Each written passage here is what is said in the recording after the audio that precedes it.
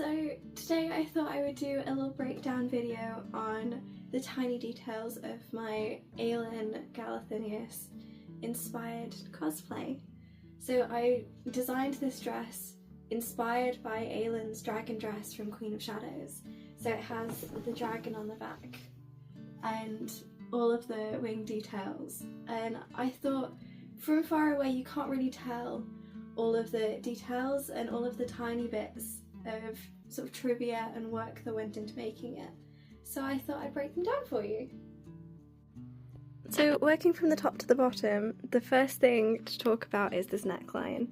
So the basis of this bodice is an 1890s bridal corset, which is why it has such a low front.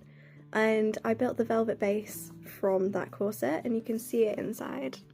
It's all still there, and this is the outside of it, just to get the right shape. But I realised when I put it on that to make everything stay in place I should add this mesh, which is like I think it's a ballerina sort of, what do you call it, body shaping mesh, and this tiny little gold ribbon which I added after London Comic Con just to make everything stay put. And I love the shape of it. I think it makes a really nice shape, and I think it's very Aelin. And because I realised when I was sewing it that actually it was a little bit too plain, I thought I'd add this tiny little embroidery stitch all the way down the front and along the neckline at the back. And all that it is I got this really thick chain thread from eBay a few years ago, and it was so cheap.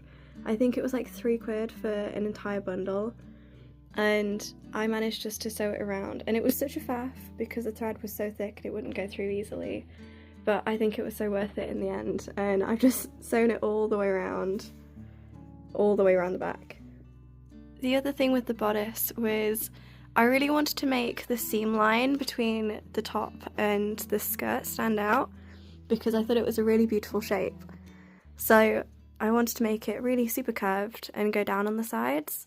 Originally I was going to put some chain down here, but I thought it looked okay by itself. And I just attached this really cute gold trim around it, and I ended up just hand sewing it on because it was so much easier.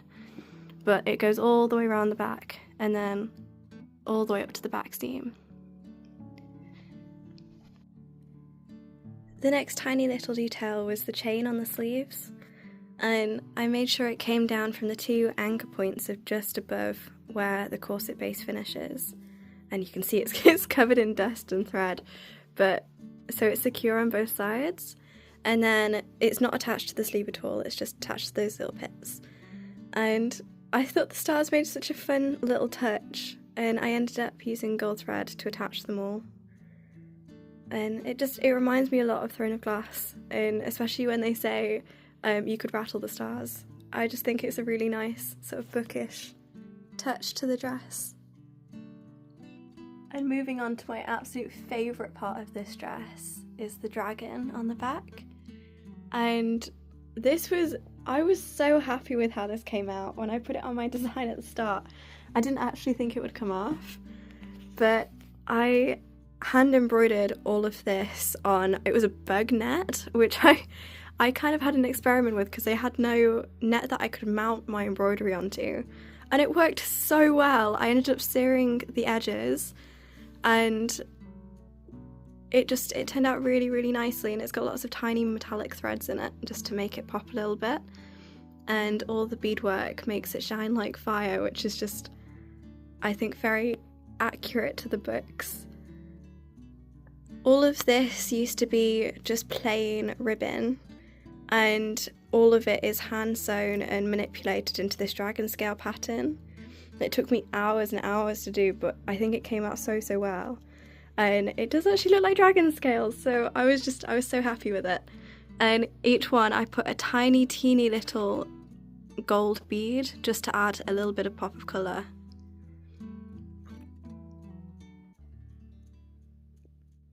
And with every dragon there must be wings. So this was my experiment, really. With every new project that I do, I like to do something that I've never done before.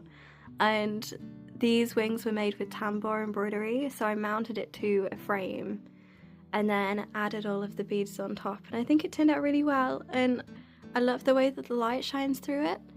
These are 2 coloured toned beads, and I did the wings in 2 panels, so this panel and the panel that's closer to the body were 2 different bits, and then I hand stitched them together and used fray check to stop them from fraying. The fray check's put on the top as well, and I burnt the bottom edge to make it look more fiery and more dragon-like before adding the tiny little claws, which I thought looked so cute. And it was the only way that I thought I could A, weight it down, so to make sure that it all popped up correctly, and B, to make it kind of look like dragon claws. And moving on to the final and most puffiest part of the dress is the skirt. So I had, I think, 4 different black fabrics because I wanted to make it very textured and dark and very sort of regal at the same time, because as much as Aelin's a fighter, she loves her dresses, and so I wanted to add that little touch in there. So I think we have like sugar chiffon, I think it's called, or sugar organza, and ballet net, black cotton, organza, and the black velvet from the top, which I added throughout the skirt just to tie it all together. And every few layers I added this gold thread all the way through, just to add a little bit of gold, because I realised that the bottom of the skirt looks really plain without it. The other thing I wanted to do was make it very, very practical, because I knew that I wanted to wear this for London Comic Con, so having a full ball gown wasn't really an option, and so I decided to add a split in the front.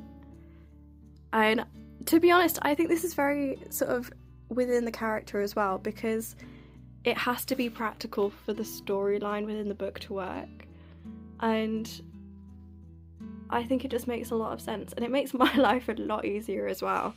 So I ended up sewing bias binding down the front to attach all the layers together, which also means it sits really, really well when it's on. And I think that's the last bit to talk about. So I hope you really enjoyed this breakdown of all of the little details of my Aelin cosplay. Thank you so much for watching. Bye!